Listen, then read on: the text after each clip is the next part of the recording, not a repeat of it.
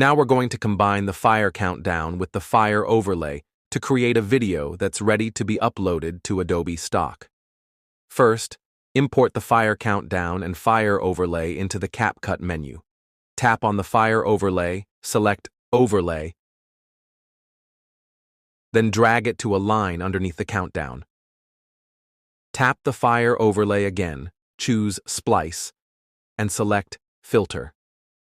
Next, zoom in on the fire overlay so the countdown is clearer and becomes the main focus of the content. Now let's check and fix any issues. There's a number missing the fire effect, so let's fix it.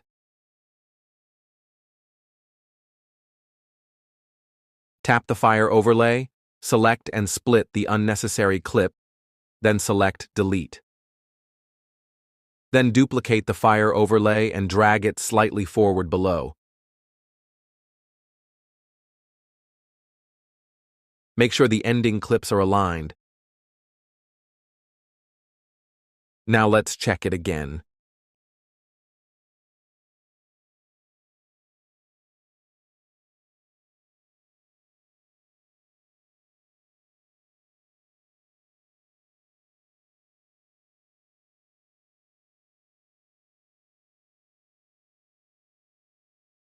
Here is the result of combining the fire countdown with the fire overlay that we will upload to Adobe Stock.